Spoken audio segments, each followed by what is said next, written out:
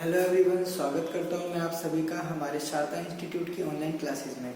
तो last class हमने जो ख़त्म किया था उसी चीज़ को हम आगे कंटिन्यू करेंगे और मैं तुम्हें बताऊंगा कि किस तरीके से कुतुबुद्दीन ऐबक ने हमारे दिल्ली सल्तनत पर अपना जो है शासन कायम किया, मतलब दिल्ली सल्तनत की शुरुआत करी। और साथ ही साथ बताऊँगा कि वो आया भी कहाँ था। मैं लास्ट क्लास का थोड़ा आपको रिवाइज कराते हुए बताता हूँ कि मैं कुतुबुद्दीन ऐबक के बारे में बताने वाला हूँ, जो कि मध्यकालीन भारत में दिल्ली का पहला शासक रहा है। और कुतुबुद्दीन ऐबक के आने से पहले वो आया कहाँ से था उसके बारे में मोहम्मद गौरी जो था उसका वो ये कुतुबुद्दीन ऐबक जो था स्लेव था, गुलाम था। तो वो कहाँ से आया था, कैसे आया था, वो मैं इस वीडियो लेक्चर में आपको बताऊंगा। मोहम्मद गौरी के बारे में मैं पिछले लेक्चर वीडियो में आपको बता चुका हूँ। तो आज मैं आपको बताऊंगा कि जो मोहम्मद गौरी का जो स्लेव था कुतुबुद्दीन ऐबक, वो आया कहाँ से था बेसिकली। तो कुतुबुद्दीन ऐबक जो था वो था तुर्किस्तान का, और उसके मम्मी पापा जो थे वो भी क्या थे, तुर्क के ही थे, तुर्की थे, जिसे हम टर्की भी कहते हैं इंग्लिश में। तो वो क्या था, फाउंडर ऑफ दिल्ली सल्तनत बना। कैसे? क्योंकि भाई जो तुर्की जो कंट्री थी तुर्किस्तान, वहां पर क्या होता था, जो स्लेव्स थे उनको खरीदना और बेचना काफी प्रॉफिटेबल माना जाता था, काफी लाभदायक माना जाता था। तो उस समय पर क्या हुआ कि जो ये अपना कुतुबुद्दीन ऐबक था, इसको किसी व्यापारी ने खरीद लिया। ये छोटा सा बच्चा ही था और इसको किसी व्यापारी ने खरीद लिया। और व्यापारी ने जब उसे खरीदा तो उसे खरीदने के बाद वो आगे जो है उसे निशापुर के कोई कादी रहे हैं, हमारे निशापुर के कोई कादी रहे हैं, उनका नाम था फखरुद्दीन अब्दुल अजीज कूफी। फखरुद्दीन अब्दुल अजीज कूफी, उनको उस व्यापारी ने उस बच्चे को बेच दिया। अब उसके बाद अजीज ने ऐबक, अजीज मतलब ये अपना फखरुद्दीन अब्दुल अजीज कूफी, इन्होंने क्या करा, जो उस व्यापारी से इस बच्चे को खरीदा उसको शिक्षा जो है उन्होंने अपने हिसाब से दी और अपने बच्चों के साथ दी, जिसमें उन्होंने उस बच्चे को कुरान सिखाई। और बचपन से ही उसने कुरान जो थी इस तरीके से सीखी कि पूरी मुंह जबानी उसे याद हो गई और रट गई। तो वो कुरान जो है गाता क्या सबको सुनाता था, बताता था, बोलता था। तो इसी वजह से उसका नाम भी कुरान खान पड़ गया। लेकिन अजीज यानी कि फखरुद्दीन अब्दुल अजीज कूफी के मरने के बाद, उनके देहांत के बाद, उनके बेटों ने क्या करा, उस छोटे से बच्चे को जो कि अब बड़ा हो चुका था उसे बेच दिया फाइनली मोहम्मद गौरी को। अब वो जब बच्चा मोहम्मद गौरी के पास आ गया तो मोहम्मद गौरी ने देखा कि ये बहुत ही अच्छा कुरान पढ़ता है, काफी अच्छी भाषा बोलता है, तो क्यों ना मैं इसे एक पद दे दूं। तो उस पर्सन को मोहम्मद गौरी ने क्या करा, पद दे दिया। और उस पद का नाम था आमीर आखूर। ये बात आपको याद रखनी है, आमीर आखूर उस पद का नाम था, जो पद मोहम्मद गौरी ने अपने स्लेव कुतुबुद्दीन ऐबक को दिया था। ठीक है, तो अब इसमें हम आगे बात करते हैं। कुतुबुद्दीन ऐबक को जो पद मिला था उसका नाम था आमीर आखूर। उसका मतलब होता है घोड़े का अस्तबल का अध्यक्ष।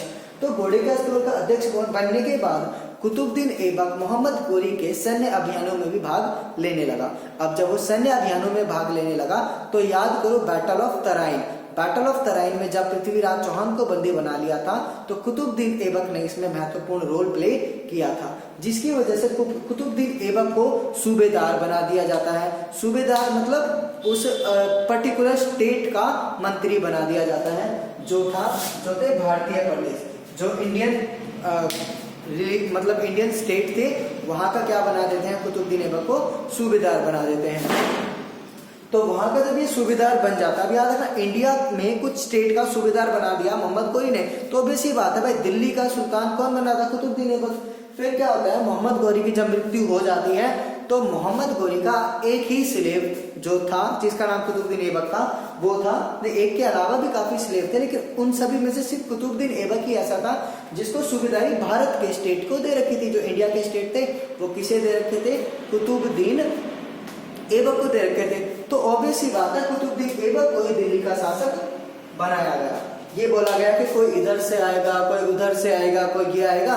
मोहम्मद गौरी का भाई तू भी तो खास था, तू भी तो बंदा ही था मोहम्मद गौरी का, तो ही बन जा दिल्ली का। और ऐसा नहीं था कि दिल्ली के और लोग शासक नहीं बनना चाहते थे, मोहम्मद गौरी के और भी काफी स्लेव थे जो दिल्ली के शासक बनना चाहते थे, लेकिन अपनी ताकत, अपने रुतबे का इस्तेमाल करते हुए कुतुबुद्दीन ऐबक ने राजगद्दी को संभाला। और राजगद्दी पे संभालने के बाद तक भी उसे काफी लोगों से लड़ाइयां करती रहनी पड़ी, जो इस राजगद्दी को हासिल करना चाहते थे मोहम्मद गौरी के बाद। तो अब कुतुबुद्दीन ऐबक जब दिल्ली का शासक बन गया तो इसने दिल्ली में कुछ काम करवाए, कुछ एक काम करवाए। क्या? सबसे पहले हम बात करते हैं मोहम्मद गौरी के समय पर उनका एक गवर्नर था जिसका नाम था बख्तियार खिलजी, जिसका नाम था बख्तियार खिलजी। ये रहा। तो ये जो बख्तियार खिलजी था, इसने विग्रहराज चतुर्थ, विग्रहराज फोर्थ एक शासक था, उसने नालंदा यूनिवर्सिटी बनवाई थी। तो उस नालंदा यूनिवर्सिटी को तोड़वाने का काम जो है किसने किया था? मोहम्मद गौरी के बख्तियार खिलजी ने। अब ये क्यों भाई, इसे क्या दिक्कत थी कि इसने नालंदा यूनिवर्सिटी तोड़वा दी? तो भाई जो मोहम्मद गौरी या मुसलमान शासक होते थे, ये सब कुछ अपना बनाना चाहते थे, सब कुछ अपने हिसाब से करना चाहते थे। तो उन्हें जो लगता था कि ये उनके हिसाब का नहीं है, वो उसे तोड़वा देते थे, उसे खत्म करवा देते थे। तो इस तरीके से नालंदा विश्वविद्यालय को तोड़वा दिया गया था। किसके द्वारा? बख्तियार खिलजी के द्वारा, जो मोहम्मद गौरी का गवर्नर था। उसके बाद जब कुतुबुद्दीन ऐबक ने दिल्ली की सत्ता संभाली मोहम्मद गौरी के बाद, तो बख्तियार खिलजी के द्वारा जो नालंदा विश्वविद्यालय तोड़वाया गया था, उसकी जगह पर इसने कुतुबुद्दीन ऐबक ने 2.5 दिन का झोपड़ा बनवाया। क्या बनवाया? 2.5 दिन का झोपड़ा बनवाया।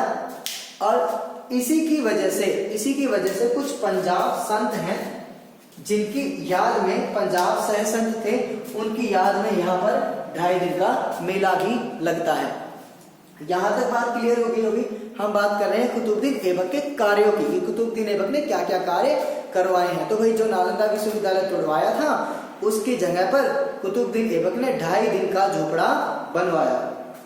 अब ये 2.5 दिन का झोपड़ा किसने बनवाया है, ये तुम मुझे बताओगे। उसके बाद बात करें, कुव्वत उल इस्लाम का भी निर्माण जो था, किसने करवाया था? इसी ने ही करवाया था। कुव्वत उल इस्लाम का निर्माण भी इसी ने करवाया था। किसने? कुतुबुद्दीन ऐबक ने करवाया था। किसकी याद में करवाया था? कुतुबुद्दीन बख्तियार कादी की याद में। कुतुबुद्दीन बख्तियार कादी की याद में इन्होंने क्या करवाया था? कुव्वत उल इस्लाम का निर्माण करवाया था। अब बात करते हैं कुतुब मीनार का निर्माण, जो है इनके सबसे महत्वपूर्ण निर्माणों में से एक है। तो हम कहेंगे कि कुतुब मीनार का निर्माण तो इन्होंने करवाया था, लेकिन उसकी नींव जो है वो कुतुबुद्दीन ऐबक ने ही रखी थी, लेकिन पूरे कुतुब मीनार का निर्माण कुतुबुद्दीन ऐबक ने नहीं करवाया था। इन्होंने सिर्फ और सिर्फ एक बिल्डिंग जो है, मतलब पहली मंजिल, पहली आधार जो है वो कुतुबुद्दीन ऐबक ने दी थी। उसके बाद इनके दामाद आए हैं इल्तुतमिश, उन्होंने 2nd, 3rd एंड 4th मंजिल जो है इस कुतुब मीनार की बनवाई। और उसके बाद 5वीं मंजिल तुगलक डायनेस्टी से फिरोज शाह तुगलक नाम का कोई शासक रहा है, जिसने इस कुतुब मीनार की 5वीं मंजिल का निर्माण करवाया था। अगर मैं कुतुब मीनार की बात करूं तो ये 73 मीटर ऊंचा है, अप्रोक्स लगाओ तो 239.5 फीट ऊंचाई है इसकी। ठीक है, तो ये तो थी कुछ एक कार्य जो किसने करे थे? कुतुबुद्दीन ऐबक ने। भाई सिंपल सी बात है, 1206 से लेके 1210 तक कुतुबुद्दीन ऐबक रहा। भाई 4 साल में तो कुछ नहीं होता, तो ये क्या कर लेता? इसने भी थोड़े बहुत काम करे जो मैंने तुम्हें बताए। और इसके बाद क्या होता है? कुतुबुद्दीन 1210 के बाद क्या होता है? भाई मर जाता है, सिंपल सी बात है। एक दिन क्या था, उसका मन करा कि भाई चलो आज पोलो खेलते हैं। पोलो क्या होता है? घोड़े पर बैठकर एक स्टिक होती है, उससे लेकर एक बॉल को हिट करते हैं, जो बॉल जमीन पर रहती है, वो पोलो होता है। नेट पे चेक कर सकते हो, वीडियो देख सकते हो, पोलो क्या होता है एग्जैक्टली। तो भाई पोलो खेलने का मन हुआ और भाई साहब पोलो खेलने चले।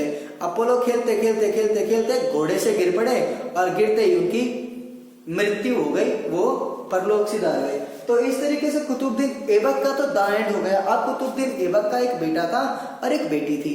कुतुबुद्दीन ऐबक के बेटे का नाम था आराम शाह। और वो आराम शाह नाम से ही आराम शाह नहीं था, रियल में भी क्या था? वो आराम ही करता रहता था। उसे राजगद्दी से कोई मतलब नहीं था, बस ऐसो आराम करना और जीवन के मजे लेना। बस ये चाहता था कि पापा मरे तो उनके बाद राजा मैं बन जाऊं। भाई राजा ऐसे थोड़ी बनते हैं, काम करना पड़ता है।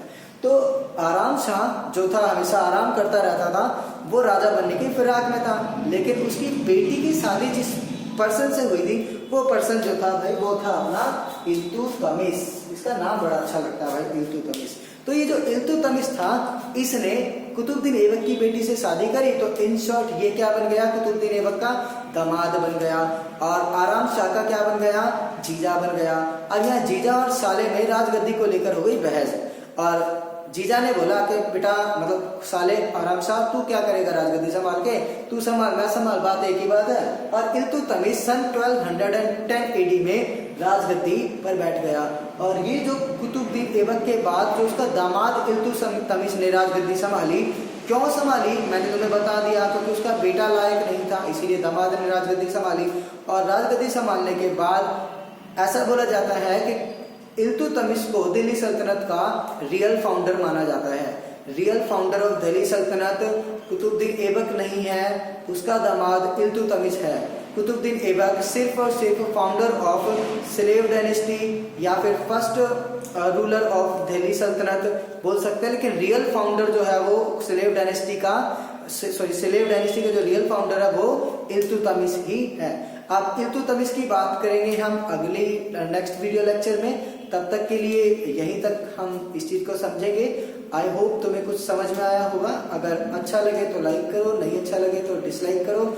और जो भी कमियां हैं उनके लिए सॉरी, लेकिन धीरे धीरे ये कमियां भी दूर हो जाएंगी। Thank you so much.